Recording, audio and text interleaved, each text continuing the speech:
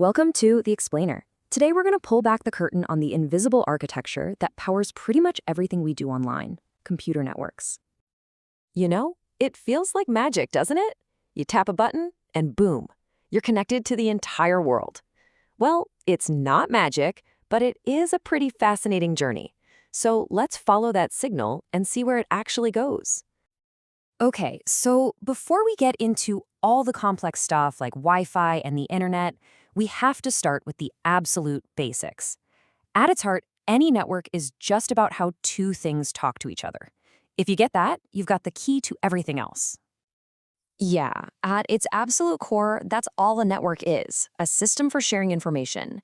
It could be two tin cans in a string or the massive global internet. The goal is exactly the same. Link stuff together so it can share data. Simple as that.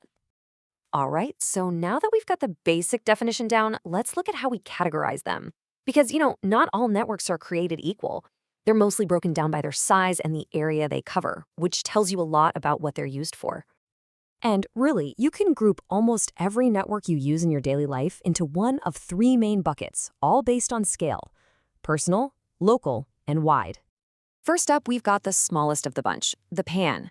Think about your Bluetooth headphones syncing up with your phone or your fitness tracker talking to your laptop. That's a personal area network. It's like your own tiny personal digital bubble. Now, let's scale it up a bit to the LAN, the local area network.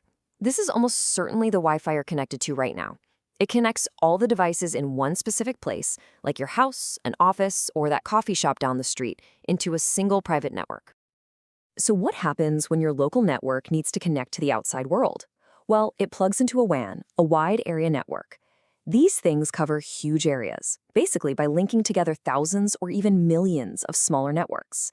And the biggest, most mind-blowing example of a WAN? Yup, it's the internet. Okay, so we know networks connect things, but how does the data actually get from point A to point B? It needs a path to travel on, right? In the world of networking, we call that a communication channel. Wired channels are literally the physical highways for our data, and you've definitely seen them, even if you didn't realize it. They range from old-school telephone lines and the coaxial cables for your TV, all the way up to the real powerhouse of the modern web, fiber optic cables, which carry insane amounts of data as literal pulses of light. And this is where it gets really interesting, because we're always making a trade-off when we choose how to connect. A wired connection is almost always going to give you better security, more reliability, and faster speeds. But wireless? Well, wireless gives us the one thing we all want: total mobility.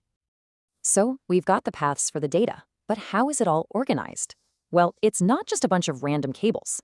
Networks need a logical map, and they also need some key pieces of hardware to act as traffic directors. That logical map has a name. It's called the network's topology. Just think of it like a city plan for your data. It shows exactly how everything is laid out and connected, whether all the devices are in a straight line, arranged like a star, or in some kind of complex web. And every single thing on that map, your phone, your computer, a smart speaker, your printer, you name it, it has a technical name. It's called a node. It's basically any point on the network that can send, receive, or forward information. Now, the traffic cop for your local network, that's the router. Its whole job is to look at every little piece of data, figure out where it needs to go, and make sure it gets to the right node. It's also the gateway, the bouncer, that lets data from your local network out onto the wider internet. And usually, sitting right next to that router is the modem. The modem is like the network's universal translator. See, your computer speaks a digital language, but the phone or cable lines speak an analog one. The modem's job is to translate between the two so they can understand each other. Okay, last piece of the puzzle. For all of this hardware, the routers, modems, nodes, and cables, to work together without creating total chaos, they all have to agree to speak the same language and play by the exact same set of rules. And that's where communication protocols come in. These are the rule books for the internet.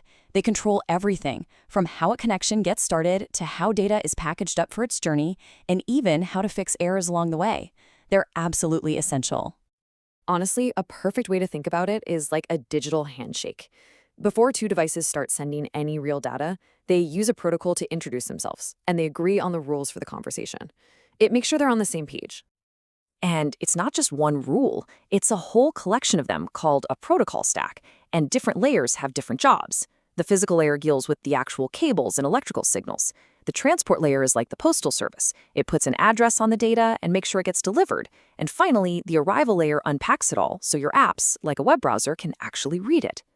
So think about it. That one simple click to join a Wi-Fi network, it kicks off this incredible, complex process. Your data takes a journey across your local LAN through physical channels, gets directed by your router, translated by your modem. And the whole trip is governed by that strict stack of rules we call protocols. That right there is the invisible foundation that our entire modern world is built on, which kind of leaves you with a big question, right? This whole system is built on rules that were designed decades ago. So what happens? What new worlds become possible when the next generation of networks starts to completely rewrite them?